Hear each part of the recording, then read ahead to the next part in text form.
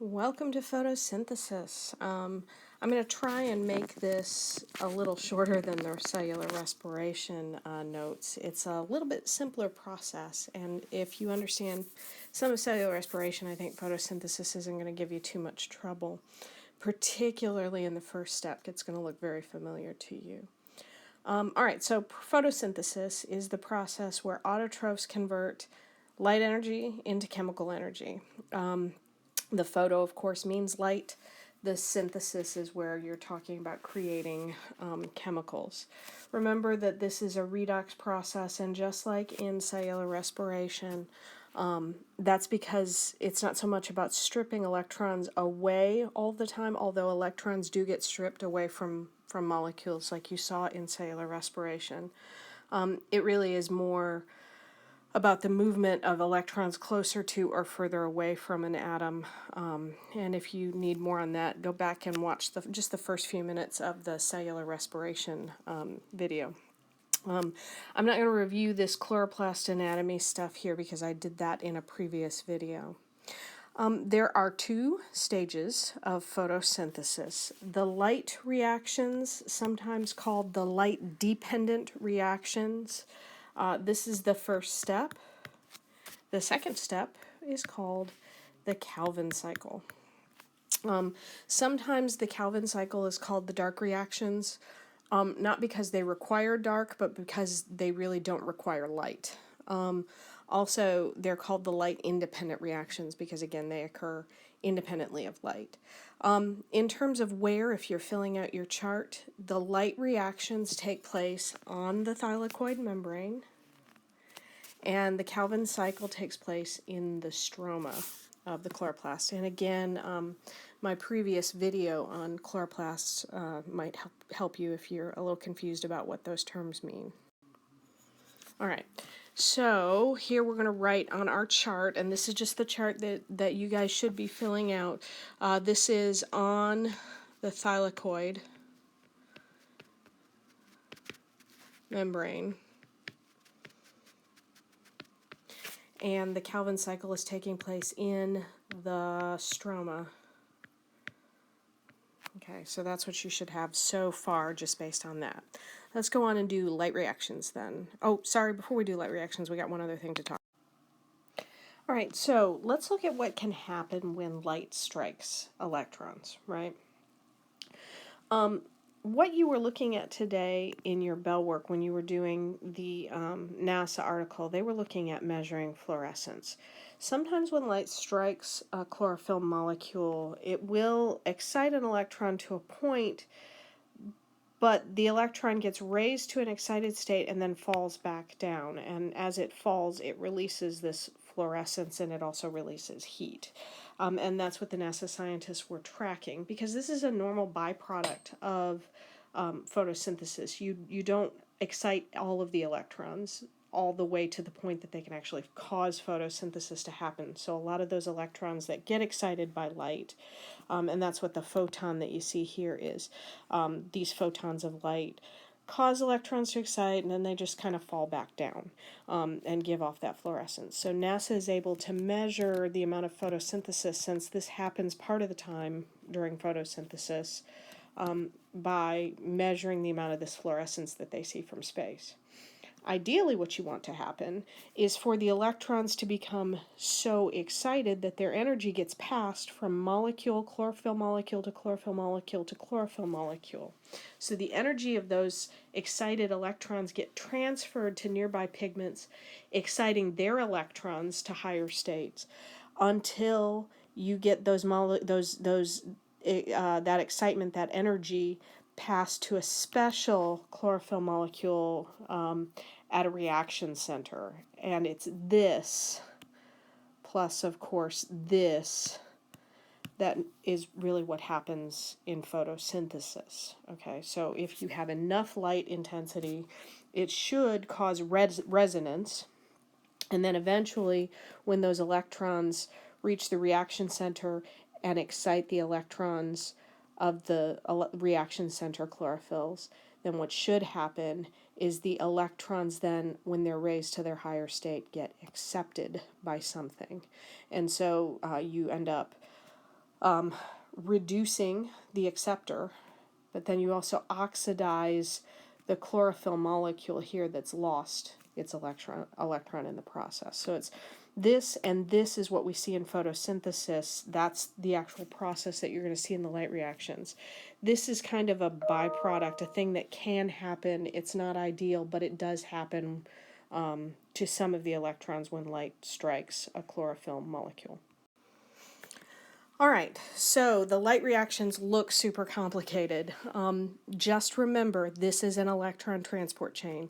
Just like the electron transport chain that you saw in cellular respiration, you're going to be moving electrons, right? And you're going to be pulling those electrons away from molecules. In this case, it's not molecules that we've made, it's molecules that exist in the cell. Specifically pulling electrons away from chlorophyll molecules, and that's what these are here. These little dots are clusters of chlorophyll molecules. And so those chlorophyll electrons are going to be raised to a higher state, passed down electron transport chain, raised again, passed down electron transport chain. And each time they're passed, their energy falls, just like you saw in cellular respiration. And in the end, there is an electron acceptor. NAD plus is an electron acceptor, and it gets reduced to NADPH as it accepts the electrons. But notice also, just like you saw in cellular respiration, there's what's going on in the front of the magic trick, which is the electrons, but there's also going to be a buildup of these little hydrogen ions. And every time you're building up hydrogen ions, you get what we call a proton motive force. In other words, you've got this high concentration of hydrogen ions within the thylakoid that's going to build up, and that's going to drive the synthesis of ATP. And that's actually what's going on in the magic trick, because the whole point of this first process is to take this light energy and convert it to a chemical energy form that we can use later on to help us build sugars. So there's the background, right? That's what's the sleight of hand that's going on in the magician's hands behind the scenes while the electrons are bouncing around and everybody's oohing and eyeing over electrons. So in the end, these hydrogen ions that get pumped across a membrane end up being accepted by NADP plus as well to create that NADPH. So let's walk step by step through what's happening here. There are two photosystems, and a photosystem is really just a protein complex that contains electrons, or excuse me, chlorophyll molecules, and those chlorophyll molecules contain electrons as well. So there's photosystem 1 and photosystem 2, and the first photosystem involved in normal photosynthesis is photosystem 2, and some of you are saying, wait a minute, why is that the case? It's the case because the photosystems were named in the order that they were discovered, not the order that they're used in photosynthesis. So sunlight really doesn't just strike one photosystem at a time, it strikes both photosystems at a time.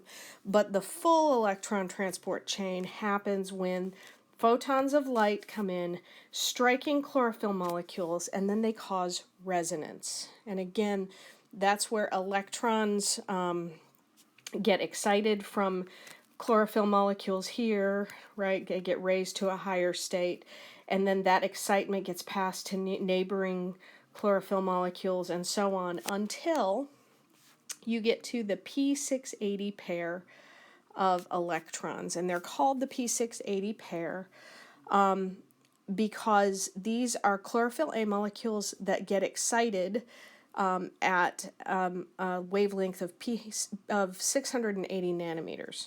Okay, so once those electrons from this chlorophyll molecule at the P680 pair get excited, right, they're going to be passed down an electron transport chain. And in the process, you're going to see ATP forming. Now, in order to sustain this chlorophyll molecule that's now lost its electrons, you get something called photolysis. Okay, and that's what this reaction is here. In other words, As light strikes the chlorophyll molecules and resonates, causing these electrons to get elevated and passed away from the chlorophyll molecules, those chlorophyll molecules have to be replaced. And the way they get replaced is by literally shaking apart a couple of water molecules. Okay, so neighboring water molecules, the first input of photosynthesis here is water, well, besides light.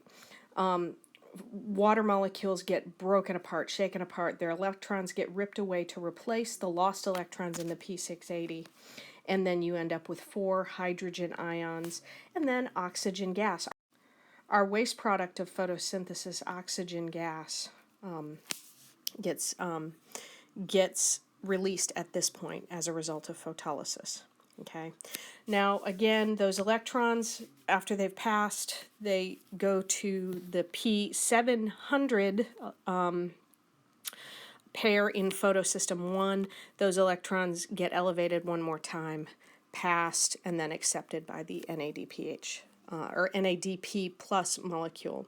I always remember that NADP plus is involved in photosynthesis. If it's just NAD plus, that's not the photosynthesis one, since photosynthesis starts with a P, if that helps. All right, so let's take a second then and summarize what just went into this process. Now remember, from the photosynthesis equation, light goes in, right? It doesn't come out as anything except maybe occasionally fluorescence. But for the most part, that light is going to be used. It's going to be, the energy from the light is going to be transformed through this process. You got chlorophyll, and again, that's going in, but it's not being used up, right? So that's why those things usually go over the arrow in photosynthesis. You do have water coming in.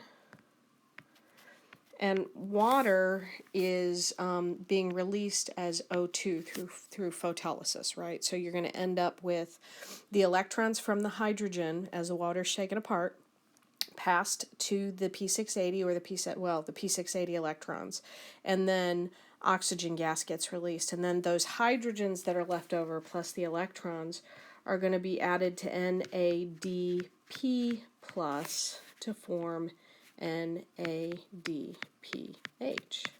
Now remember, you're gonna this is an electron carrier, right? We're gonna need some electrons later on. So we've done that. We need that for the Calvin cycle later on. So just like in cellular respiration, the products from the step that you're looking at are actually going to be reactants in the next step. Also, ADP comes in, right, plus P, and it's going to be converted through that electron transport chain to ATP. And notice we're not really trying to keep track of amounts like we did in cellular respiration, okay, because there we were comparing efficiency of aerobic and anaerobic. Here we're just saying we're making some ATP so that, again, we have it to use in the Calvin cycle. But the whole point here now is that light energy is converted to chemical energy.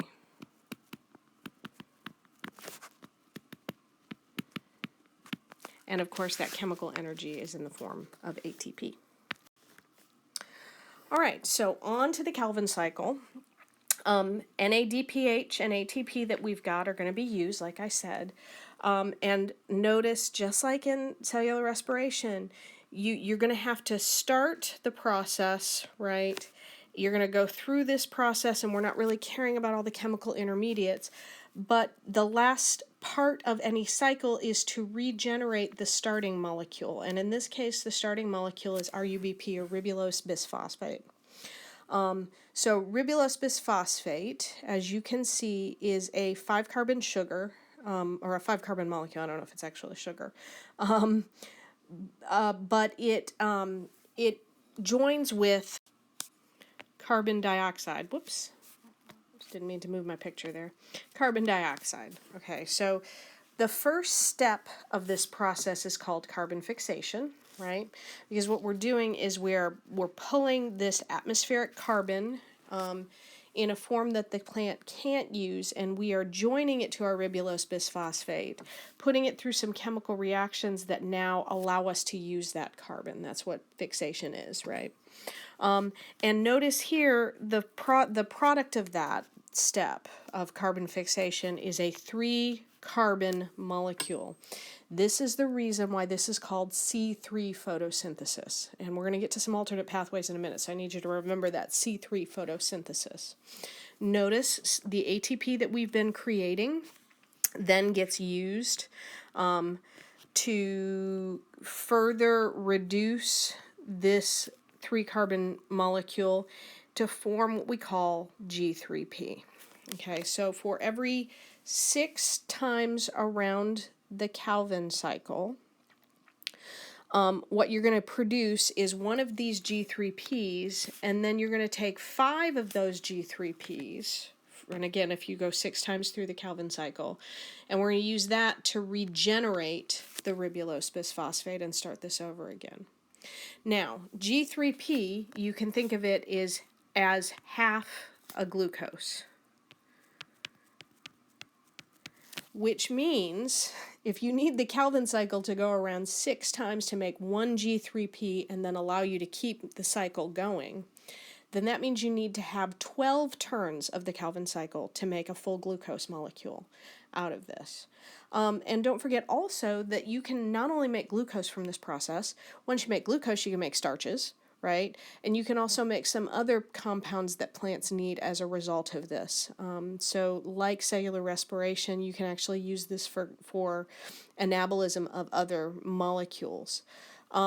So you do get that. That's the whole point of this process, is really to get that G3P. And some old textbooks might call that PGAL. As opposed to G3P, but it's all the same thing. But that's the half glucose that you were looking at, or looking for, and that's the whole point of this process, is to produce that. But we have to do 12 turns of this cycle to get there. All right, so let's look at the Calvin cycle again. This time we bring in our ATP from the light reactions. We're going to bring in our NADPH. Oops, NADPH. Sorry about my handwriting, y'all. So that's going to make us ADP. And again, that ADP can go back into the light reactions, right? This NADPH is going to be released as NAD+, right? Because we've used the hydrogen from this molecule and the electrons onto our sugar. But also notice CO2 comes in, and it's going to come off as G3P. And this is what we were looking for. Okay, so the whole point of this is to make sugar. And we've done it, right? That G3P is half of a sugar. As long as we keep that Calvin cycle turning, then the molecule will get made. Now, interestingly enough, when we talk about plants and light and things like that, the question always comes up, what if you put a plant in the dark, right? So the light reactions, they depend on light, right? So if you turn the lights off on a plant and you put it in the dark, the light reactions are going to stop, right? Because they depend upon light. But you're still going to have all the things that we made over here, right? The ATP, the NADPH, those are still there, right? And they are still available to go in to the Calvin cycle here. So what happens with photosynthesis is the Calvin cycle will continue until it runs out of raw materials from the light reactions.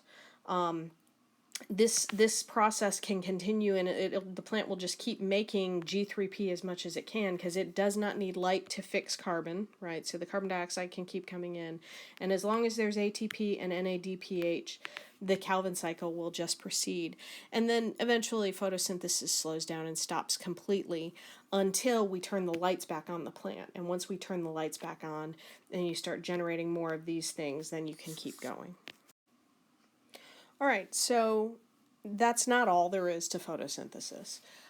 That's the basic process, and what you were seeing is that basic process of C3 photosynthesis. Now remember, back when we were talking about the Calvin cycle, I said that when rubisco binds to carbon dioxide, it breaks apart into 2 3-carbon compounds, right? That's why we call that C3 photosynthesis. Some plants, however, can't leave their stomates open all the time or during the day like most plants can, right? We live in an area where our plants can just open up their stomates during the day pretty freely and bring in carbon all day long. But if you're a plant that lives in the desert, for example, you have a real problem, because if you open your stomates during the day, then you're gonna have some issues with water loss, right? So not only would you be bringing in a bunch of carbon dioxide that you need, you're also going to be losing a bunch of water, and that means you dry out, and then that's no good. You die, right? If you're that plant. So there are a couple of alternate mechanisms that plants use in order to fix carbon differently. So it's the Calvin cycle that's modified. The light reactions are still the same here. All right, so let's start with the C4 plants. All right, if you look here, here's a vein in a leaf cross section, right? And this little layer of cells right here is a layer of cells that surrounds the vein called the bundle sheath cells. So they're a sheath or a coating that surrounds the phloem and xylem cells, okay? And then these lighter green cells that you see here are part of the mesophyll. So this would be the spongy mesophyll cells, okay? So if you look at C4 plants, the Calvin cycle is only going to occur in the bundle sheath cells. So this is a close-up down here. So here's what the Calvin cycle is. The rubisco is waiting to fix carbon in the bundle sheath cells. But what these plants do instead is they actually physically separate carbon fixation into a separate place inside of the leaf. Okay, whereas normal C3 plants would fix carbon, use it all in one cell, in one chlorophyll molecule, or in one chloroplast inside of one cell. Chloroplasts in the mesophyll cells actually fix carbon, and they fix it by creating these 4-carbon compounds called that get fixed by PEP carboxylase. So the PEP carboxylase brings in the carbon dioxide and fixes it here, and then releases the carbon dioxide as needed to the bundle sheath cells. Okay, but in this case, what they're doing is, instead of fixing carbon in a 3-carbon compound, these plants separate carbon fixation into a different cell and they fix it into a 4-carbon compound, so that you could actually just fix carbon whenever, as long as you'd like, and then you can carry on with the Calvin cycle when you have enough raw materials from the light reactions. All right, then there's another kind, and this is CAM photosynthesis, and CAM stands for Crassulacean acid metabolism, okay, because in this case, instead of separating carbon fixation into 2 different cells, it still takes place in the same cell, but now you're temporarily isolating carbon fixation from the light reactions, okay? So what happens here is, in succulents like cacti and things like that, the plants open their stomates at night. And as they grab onto carbon dioxide at night, they fix it into some organic acids, right, like Crassulacean acid, and they let that build up inside of the cell at night. And then during the day, those organic acids get broken down, the stomates close, and the carbon dioxide is released from the metabolism of this Crassulacean acid. So I have a picture of it here showing these 2 processes side by side, okay? And here's CAM, which is what I was just talking about. All right, so carbon dioxide here is stored at night. So here in the middle of the desert, these plants would open their stomates at night, fix carbon dioxide into organic acids, and just let those build up all night long. And then when they close their stomates during the day and the light reactions start to fire up and provide ATP and NADPH, then these organic acids would release CO2 to the Calvin cycle. Okay. Here what you've got are plants that actually physically isolate the process of carbon fixation from the Calvin cycle. So again, here you've got whenever the stomates can be open. You've got fixation going on into these 4 carbon compounds, and then those 4 carbon compounds release CO2 to the Calvin cycle as it's needed. So those are the 2 alternate pathways, and you just kind of have to have a general knowledge of those.